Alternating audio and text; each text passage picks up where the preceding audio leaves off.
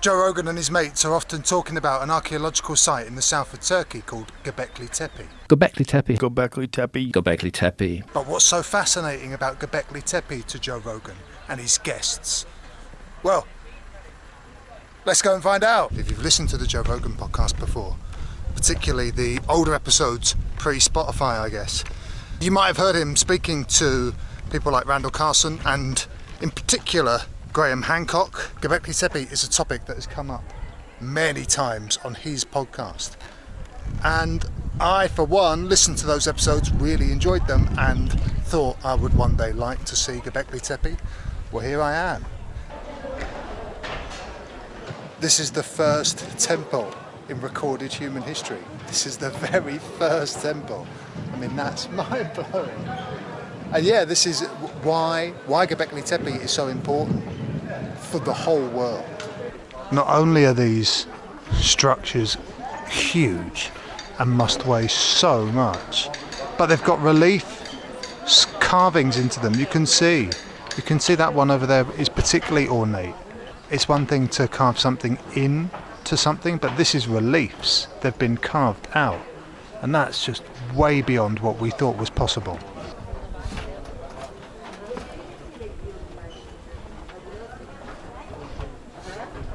So we think that this site was a temple. We don't think that people lived here.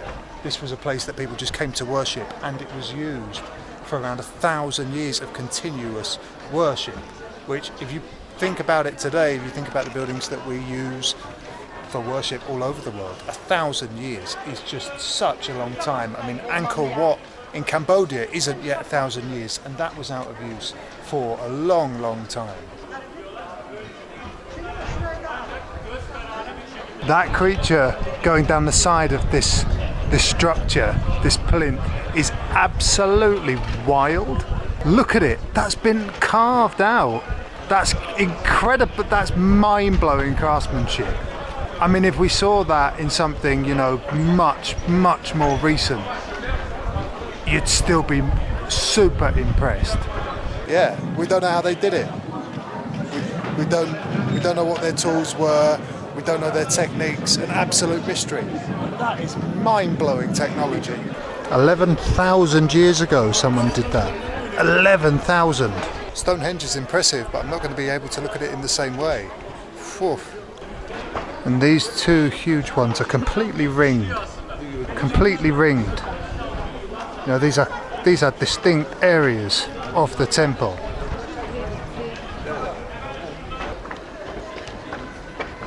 The people that built these were skilled beyond our understanding. It's super impressive. If you were ever tempted to come, you should. You really should. This is in such a beautiful part of the world. This was at the northernmost tip of the Fertile Crescent, what would go down towards Mesopotamia. We're only 50 miles away from the Syrian border. But yeah, it's super beautiful around here. It's quite a little hill over there, over here. You do wonder what's buried beneath some of these. Yeah, there's a lot to come in the future, I reckon. Hey look, here we are, Gobekli Tepe, and here's the border of Syria. And then look at all these other sites. And this one stands on a hill, so you can kind of see it from the plateaus, you can see it from all around, so it would have been easy for people to find. One of the reasons they think that it was built here on the hill is because you could see it.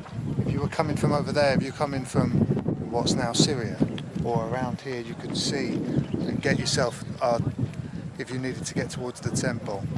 This is one of the smaller sites on the outskirts after that main site. I'm sure I remember Graham Hancock saying that the big ones were older and that the smaller ones were newer. Which is one of the interesting things about Gobekli Tepe, is that it might be showing that as time went on, instead of things getting more advanced, they were getting less so. For whatever reason, we don't know. That we speculate. That's where Graham Hancock comes in, to speculate. So yeah, you could be looking at a loss of knowledge, a loss of craftsmanship. We don't know.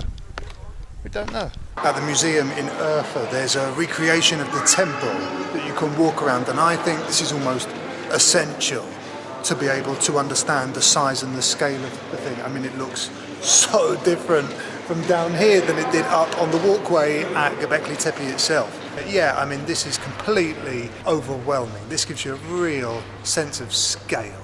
I remember on one of the podcasts there being some speculation about these being bags, this kind of bag motif. The bag being like a shaman's bag full of ritual hallucinogens, mushrooms, ergot, whatever. I mean, you could say maybe it's a tool bag. You could say maybe it's psychedelics he's got in that bag. You know,